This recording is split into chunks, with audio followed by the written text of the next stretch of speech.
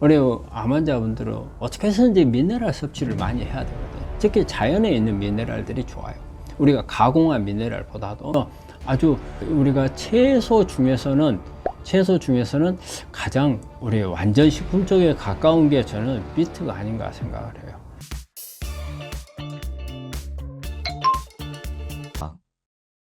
비트 하루에 얼마나 먹어야 하나요? 비트는 저는 그래요. 어떤 비트를 얼마만큼 많이 먹어야 된다고 이렇게 정해져 있는 기준은 별로 없죠.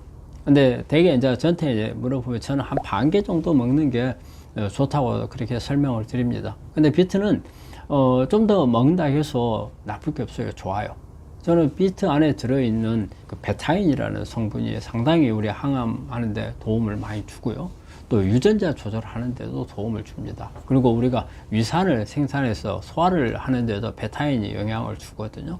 그 외에 이 안에는 미네랄이 아주 많이 들어 있습니다. 우리 암 환자분들은 어떻게 해서든지 미네랄 섭취를 많이 해야 되거든요. 특히 자연에 있는 미네랄들이 좋아요. 우리가 가공한 미네랄보다도. 근데 우리가 자연에 있는 미네랄이라고 하면 되게 우리가 히토류라는 말을 써요.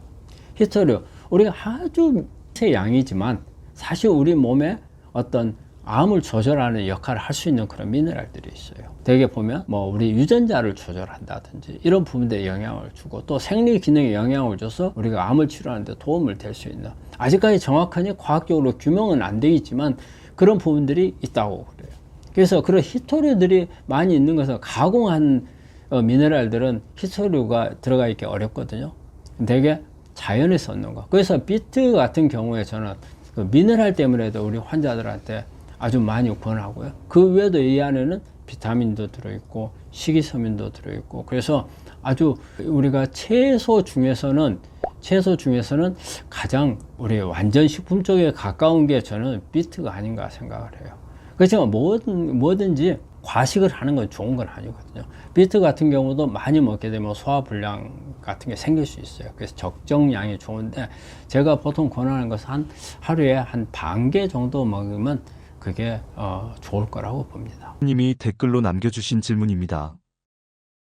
네, 다음 질문입니다. 우리 홍주민님께서 보내주신 거네요. 선생님들 감사합니다. 저도 비트 주스 즐기는데 60대는 신장에 부담 준다 해서 잠시 중단했습니다. 의견 부탁드립니다. 감사합니다. 예, 이제 우리가 이렇게 비트라든지, 비트뿐이 아니죠. 뭐 토마토라든지, 그 다음에 고구마, 감자, 뭐 바나나, 이게 칼륨이 많은 음식을 말하는 거거든요. 예, 비트도 칼륨이 많죠. 근데 칼륨이 많은 음식을 먹는 게 좋은데 이때 꼭 받쳐줘야 될 부분이 신장 기능이에요. 신장이 나쁘게 되면 오히려 칼륨이 신장에서 배출을 못해요.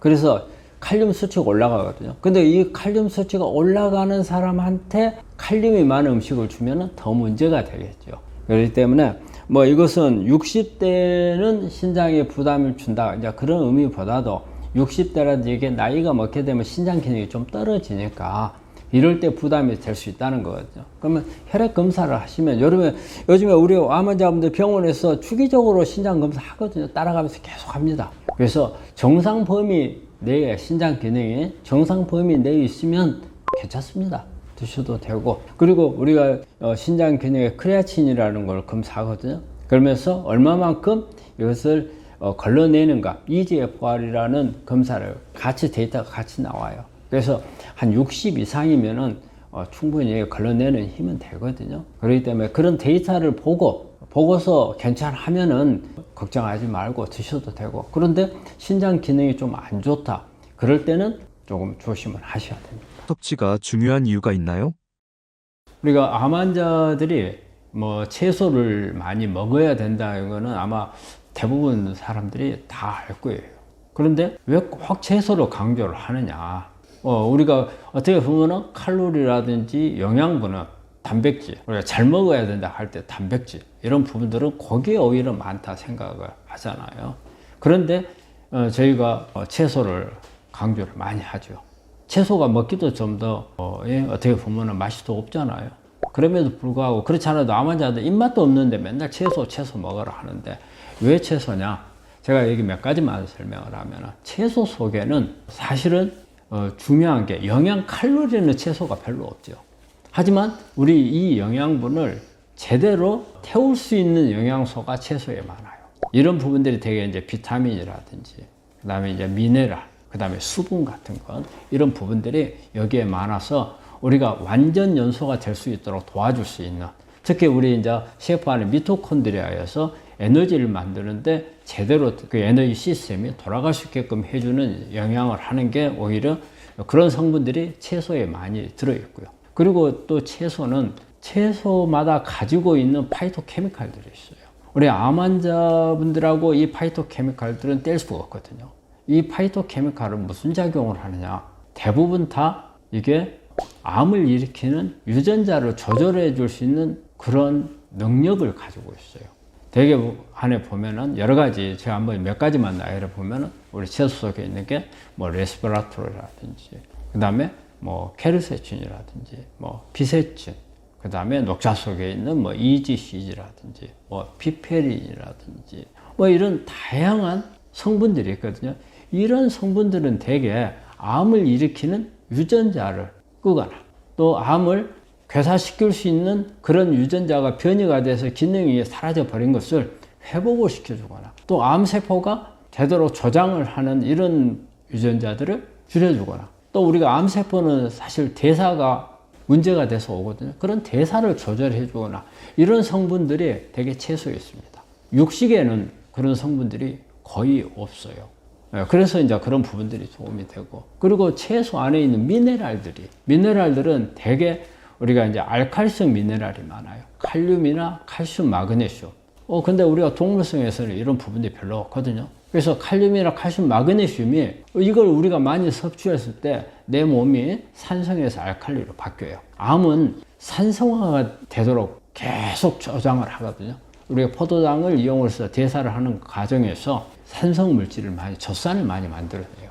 그래서 젖산을 많이 만들어내기 때문에 우리가 암세포가 크지 못하도록 하려면 이 알칼리로 바꾸게 되면 암세포가 성장도 늦어지고 그 다음에 여러 가지 전이가 된다거나 이런 부분들이 잘 안 되게 되죠. 그래서 어떻게 해서든지 알칼리로 바꿔야 되는데 우리가 그 바꿀 수 있는 가장 좋은 방법은 일단 이런 미네랄이 많이 들어있는 식품을 먹어야 되는데 이 미네랄이 많이 들어있는 식품이 바로 채소예요.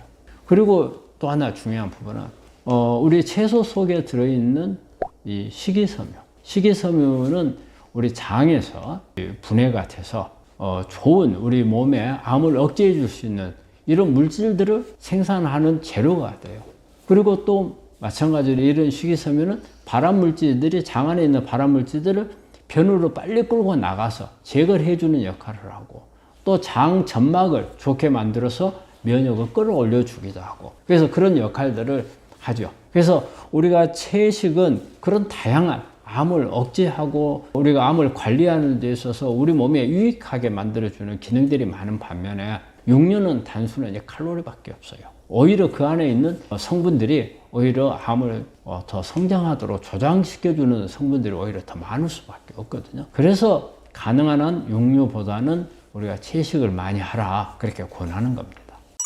암 환자 채소 과일 얼마나 먹으면 좋을까요? 우리가 뭐 정확한 데이터로 나와 있는 건 아닌데 보통 우리가 식이섬유가 하루에 필요한 양이 한 40g 정도 필요한 거로 돼 있어요. 그러면 식이섬유가 40g이면 우리가 채식으로 따질 때 한 400g 정도를 계산하면 돼요. 10분의 1 정도. 그러면은 우리가 40g이 필요하면 역으로 400g. 채식으로 해서 400g 정도 먹었다. 그러면 우리가 한 40g 정도의 채식을 먹는 그런 개념이 돼요. 그래서 하루에 한 400g 정도를 먹어야 되는데 참 400g 먹기가 그렇게 쉽지는 않습니다. 그렇기 때문에 여러분들이 여러 가지 방법으로 먹을 수가 있어요. 우리가 음식을 먹으면서 야채 쌈을 한다든지 그냥 뭐 샐러드로 먹는다든지 아니면 이렇게 발효한 김치라든지 뭐 깍두기라든지 뭐 이런 음식을 통해서 먹는 방법 이런 방법도 있고 근데 그런 방법만 가지고 부족할 경우가 있어요. 그럴 때는 이런 부분들을 동결 건조하거나 아니면 이렇게 잘게 썰어서 즉 나노 분해 같은 걸 해서 적은 양을 먹고도 많은 식이섬유의 효과를 낼 수 있는 이런 방법들을 만들어 놓은 게 있어요. 또 이런 부분들도 이용을 할 수 있는 거고, 그래서 어떻게 해서든지 최소한 한 40g 이상의 식이섬유를 먹을 수 있는 방법들을 나름대로 찾는 게 암을 치료하고 암을 예방을 하거나 또 암에 관해된 상태에서 재발 전이가 안 되도록 하는 그런 예방법을 하고자 하는 분들한테는 이런 부분들이 아주 권장되고, 또 마찬가지로 치료를 하고 있는 분들도 다 마찬가지입니다. 그래서 그걸 기준으로 하시면 되겠습니다.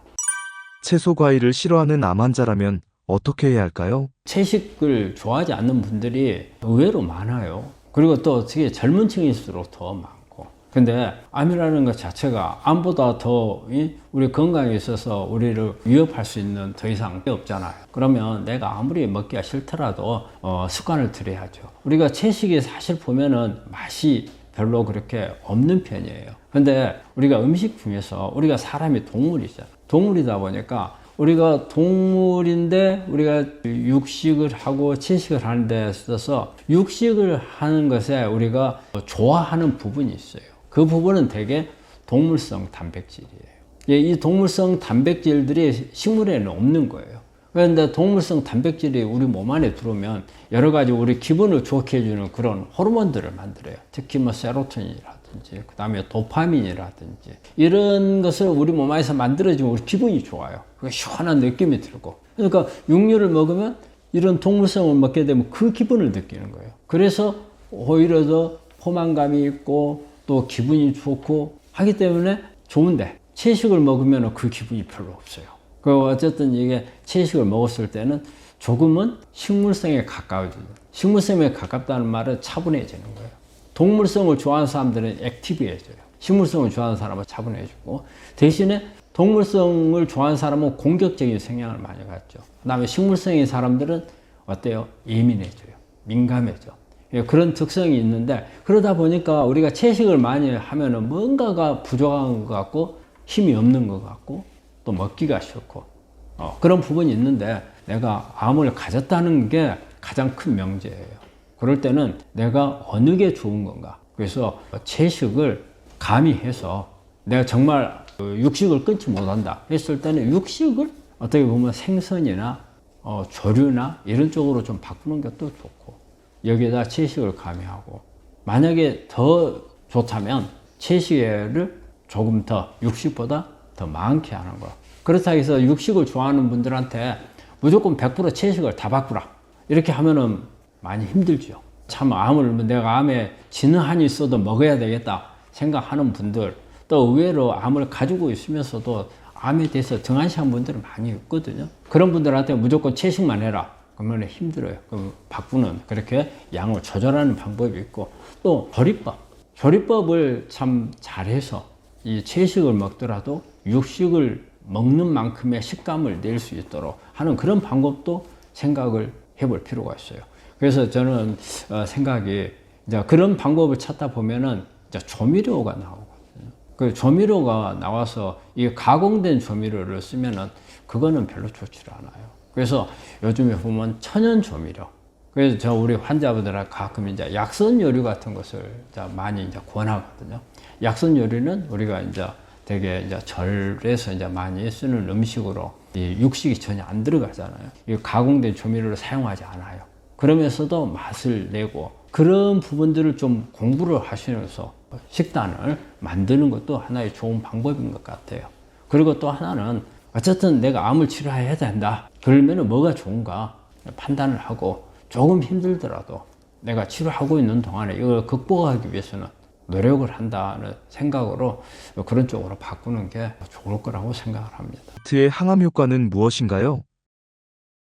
비트는 제가 이제 우리 환자분들한테 가장 이제 권하는 식품 중에 하나인데, 비트 속에는 가장 이제 중요한 성분이 베타인이라는 성분이 들어있어요. 이 베타인은 사실 메칠기라는 것을 이제 제공을 해주는 건데, 이 메칠기라는 게 유전자 스위치라고 생각하시면 돼요. 우리가 전선이 있고, 예를 들어서 이 스위치를 누르게 되면 불이 켜지잖아요. 그 다음에 스위치를 꺼버리면 불이 꺼지죠. 우리 유전자는 그래요. 유전자 속에는 모든 유전자가 무조건 계속 활동을 하는 게 아니에요. 스위치가 켜질 때만 활동해요. 스위치가 꺼지면 작동 안 해요. 그래서 우리 암도 마찬가지예요. 암을 일으키는 유전자는 원래는 정상적인 경우에는 꺼져 있어요. 또 암을 억제하는 유전자는 평소 때는 켜져 있어요. 그런데 이게 오작동이 돼요. 이게 이제 그 오작동을 하는데 이 메칠기가 관여를 해요. 그러니까 켜지면 안 되는 이 유전자를 메칠기를 떼버리면 켜져 버리는 거예요. 작동을 하는 거예요. 그 다음에 또 암 작동을 잘 해야 될 유전자에다가 메칠기가 딱 들어가서 스위치를 꺼버리면 작동을 안 해요. 그래서 이런 부분들이 상당히 중요하거든요. 그래서 그런 중요한 이 메칠기를 제공하는 게 이 베타인 속에 들어있어요. 그래서 이 베타인은 유전자를 합성하거나 우리가 후성 유전학적으로 암을 치료하는 데서 중요한 역할을.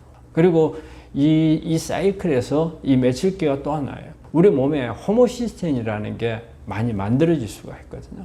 이 메칠기를 제공해서 이게 하는 사이클에서 호모시스테인이 만들어질 수 있어요. 이 호모시스테인의 문제는요, 우리 심장병을 야기를 할 수가 있어요. 그래서 아주 그 비트 속에 들어있는 베타인은 중요한 성분이에요.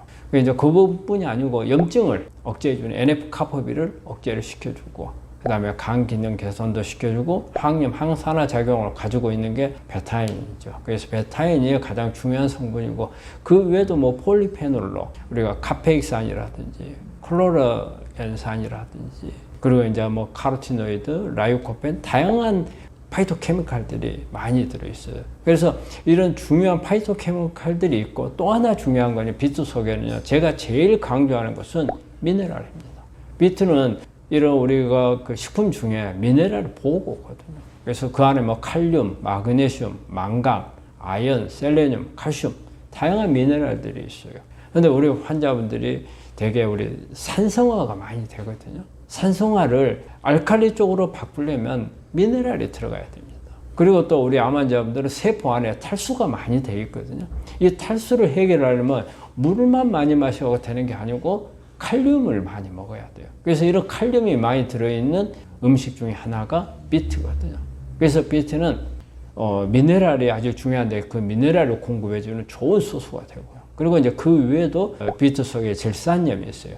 그 질산염은 몸 안에서 산화질소로 바뀌어서 우리 혈압도 조절하고 그리고 혈당도 떨쳐주고 그리고 우리 종양, 미세 환경에서 여러 가지 암을 성장하도록 이렇게 촉진시켜주는 사이토카인들을 억제시켜주는 그런 효과도 가지고 있어요. 그래서 그런 질산염이 들어있는 거. 그리고 또 비트가 또 하나는 식이섬유가 많이 들어있죠. 식이섬유가 많이 들어있는 것은 이 식이섬유가 장 안에서 좋은 미생물들이 밥이 돼서 이렇게 또 식이섬유가 배설하는데도 배설을 촉진시켜서 발암물질도 제거도 하겠지만 이 안에 만들어지는 여러 가지 암을 억제하는 이런 성분들을 만들어내서 또 암을 억제해주는 그런 기능도 가지고 있거든요. 그래서 저는 다른 어떤 식품보다 비트가 우리 암 환자분들이 항암 그 식단을 짜거나 또 항암 치료를 위해서 중요한 그런 식자재가라고 생각을 합니다.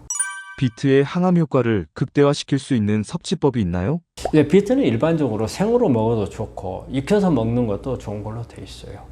그래서 생으로 먹는 경우는 우리가 단독으로 이렇게 먹는 방법도 있겠지만 보통 이렇게 이제 섞어서 특히 이제 주스를 만들어서 주스나 스무디 이렇게 만들어 가지고 먹는 게 여러 가지 방법들이 있는데 보통 우리가 이제 생으로 먹는 경우는 하루에 많이 먹으면 한 절반. 근데 절반까지도 먹기가 그렇게 쉽지는 않습니다. 이제 사이즈에 따라서 조금 다를 수 있죠. 그래서 그램으로 따지면 한 80에서 100g 정도 하루 양이 그 정도면 되겠고. 그리고 이제 주스를 내가지고 비트 주스 내면은 색깔이 되게 이뻐요. 불그스름해가지고 아주 먹고 싶은 생각이 들 정도죠. 그래서 그 주스는 하루에 한 200에서 한 250cc 정도 이렇게 먹으면 좋겠고. 가지고 다니기가 어렵고 그러면 여기서 말려서 분말을 내가지고 이렇게 식사할 때 좀 먹는다든지 이런 거는 티스푼으로 하나 내지 2개 정도 해서 한 5g 정도 이렇게 먹는 것도 하나의 좋은 방법이 되겠고 이게 생으로 먹을 때 주스를 내는 것은 아마 그 여러분들이 잘 아는 ABC 주스의 B가 비트입니다. 그래서 이렇게 사과나 당근, 캐럿 이게 같이 섞어 가지고 먹었을 때 아주 효과가 좋고 또 이게 많은 암을 치료하고 있는 분들이 이 ABC 주스에 대해서 상당히 효과를 본 분들이 많거든요. 그러다 보니까 요즘에는 뭐 이것을 바탕으로 해가지고 여러 가지 어때요? 다양한 방법들을 다른 배합을 해가지고 사는 것들이 다 많이 나오고 있죠. 그래서 그런 부분들에 보면 비트가 꼭 빠지지 않고 들어가거든요. 그래서 그만큼 비트는 우리 항암 음식 중에 중요한 부분이고, 또 익혔을 때는 이제 대개 생으로 먹었을 때는 수용성 성분들이 많거든요. 그런데 이제 익히게 되면 이제 수용성 성분들은 조금 떨어지겠지만 지용성 성분들, 특히 이제 카로티노이드, 비타민 A 계통 성분들이 좀 더 훨씬 또 양이 많아지거든요. 우리 영양소 지용성 성분들에 대한 흡수율이 높아지고, 또 우리 특히 이제 질소안염 같은 게 이제 더 많이 만들어지죠. 그래서 산화질소 효과가 높아질 수가 있고, 또 해독 작용도 더 높아질 수가 있고, 또 식이섬유도 생으로 먹었을 때보다 익혀서 먹었을 때가 오히려 더 식이섬유 효과는 더 좋을 수도 있어요. 그래서 비트는 생으로 먹어도 좋고 익혀서 먹어도 좋습니다. 비트의 항암 효과를 입증하는 논문이 있나요? 이 이제 비트에 대한 부분은 그 2023년도 나온 자료를 보면, 이게 이제 비트 추출물을 가지고 항암 작용을 대장암, 직장암에서 연구한 논문이 있어요. 여기에 보면은 비트가 어떤 기전을 가지고 있는가, 특히 그 안에 있는 베타인 성분이 어떤 작용을 하는가를 밝혀낸 자료인데, 대개 이제 세포 사멸을 상당히 유도를 하더라 연구 결과였고, 또 하나는 우리 항암제 있는 5FU 항암제하고 이렇게 비교를 해놨는데, 거의 5FU와 이 비트가 가지고 있는 세포 자살시키는 그런 효과가 비슷한 정도로까지 나오더라. 이것을 발표한 자료가 되겠고요. 암에 항암을 했을 때 이제 비트가 항암에 대한 부작용이라든지 이런 부분들을 예방하는 효과가 있는데, 이 부분에 이제 관여하는 게 폴리페놀이라든지 플라보노이드, 그 다음에 식이질산염, 이런 부분들이 전부 다 그런 효과를, 항암을 부작용을 방지해주는 그런 효과가 있더라는 것을 밝혀준 논문으로, 이것은 2021년도에 이 펀메드에 발표한 자료가 되겠습니다. 이런 부분들이 그 외에도 많은 논문들이 있는데 이 중에서 소개할 만한 자료에서 말씀을 드립니다. 비트와 함께 먹으면 효과가 좋은 식품이 있나요?